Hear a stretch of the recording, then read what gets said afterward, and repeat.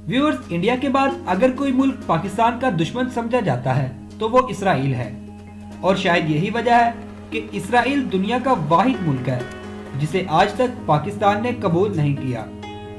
पाकिस्तान का इसके बारे में कहना है कि इसराइल एक काबिज रियासत है।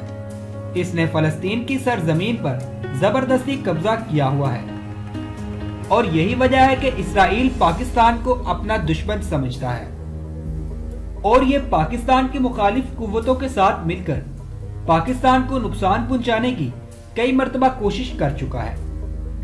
व्यूअर्स, हुकूमत पाकिस्तान की जानिब से इसराइल वो वाहिद मुल्क है जहां पर किसी भी पाकिस्तानी को जाने की इजाजत नहीं। इसके लिए पाकिस्तानी पासपोर्ट के ऊपर बाकायदा तौर पर यह लिखा हुआ आपको देखने को मिलता है कि यह पासपोर्ट इसराइल के अलावा दुनिया के तमाम मुमालिक में जाने के लिए कारआमद है। 1947 से लेकर अब तक इसराइल कई बार पाकिस्तान के खिलाफ साजिशें कर चुका है, मगर पाकिस्तान ने इन तमाम साजिशों को कभी भी कामयाब होने नहीं दिया। दोस्तों, आप में से बहुत कम लोग जानते हैं कि पाकिस्तान बनने के बाद इसराइल ने 3 मरतबा पाकिस्तान के साथ सफारती ताल्लुकात कायम करने की कोशिश की।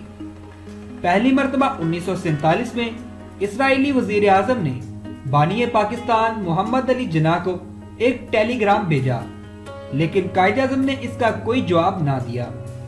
इसके बाद फिर 1949 में इसराइल के फॉरेन मिनिस्टर ने एक बार फिर पाकिस्तान के दारुल हुकूमत कराची से अपने सफारती राब्तों की कोशिश की, मगर यहां से भी कोई खातिर ख्वाह जवाब ना मिला।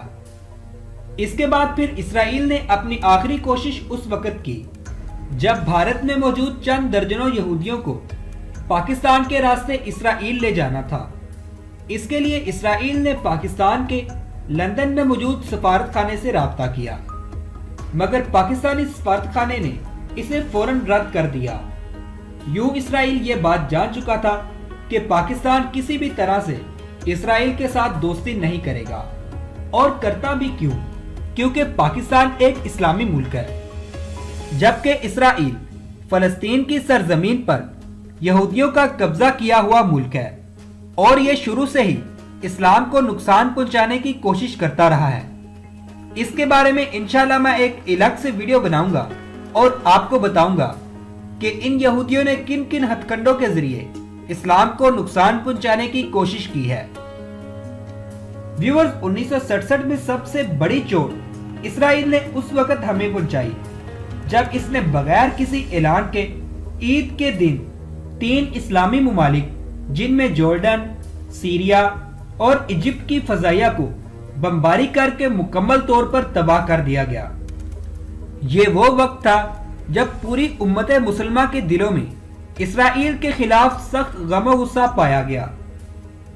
दोस्तों, आप जानते हैं कि अगर किसी मुल्क की फिजाइया को तबाह कर दिया जाए तो वह मुल्क बिल्कुल खत्म होकर रह जाता है।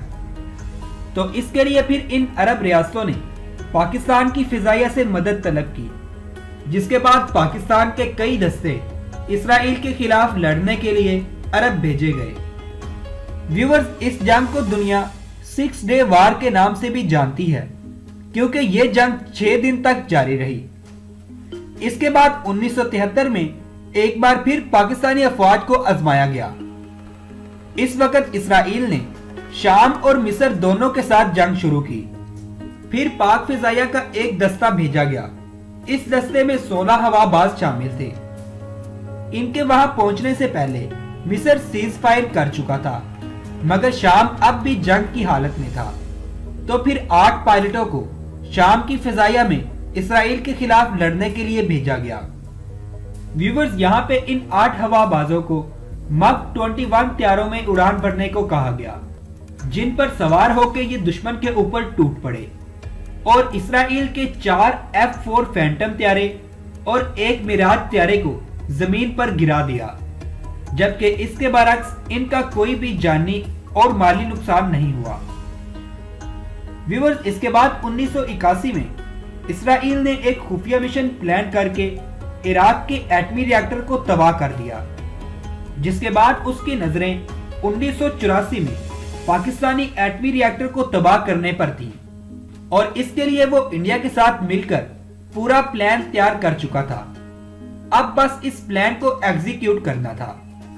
मगर अल्लाह के फजलो करम से पाकिस्तानी आईएसआई को पहले ही भारत और इसराइल के नापाक अज़ाइम का पता चल चुका था। पाकिस्तान ने फौरन इसराइल और दिल्ली को थ्रेट किया कि हमें नहीं पता जहाज किस सिमत से आएंगे या इस पर किस मुल्क का ट्रेडमार्क होगा। हम बस इतना जानते हैं कि अगर पाकिस्तान को कोई नुकसान पहुंचा तो फिर दिल्ली और इसराइल सफा हस्ती से मिट जाएगा। बाज मुहर्रिर कहते हैं कि इस वक्त पाकिस्तान अपने एटमी ताकत बनने के बिल्कुल करीब था। बस इतना कहना था कि हिंदुस्तान ने इसराइली तैयारों को अपने यहां लैंडिंग की इजाजत नहीं दी। इसके बाद फिर पाकिस्तान के साबिक वजीर आजम जफरुल्लाह खान जमाली ने इसराइल के खिलाफ पॉलिसी सख्त कर दी और तब से लेकर आज तक इसराइल पूरी उम्मत मुसलमा में से किसी से अगर डरता है तो वो सिर्फ पाकिस्तान है, क्योंकि यही वो वाहिद इस्लामी मुल्क है जिसे अल्लाह तबारक व तआला ने एटमी ताकत से नवाजा है। व्यूअर्स, आज भी हमारे मुल्क में इसराइली और भारतीय लोग सरगर्म हैं और किसी न किसी तरह से पाकिस्तान के एटमी प्रोग्राम को नुकसान पहुंचाने की कोशिश कर रही हैं। मगर हमें फख्र है अपनी एजेंसियों और अफवाज पाकिस्तान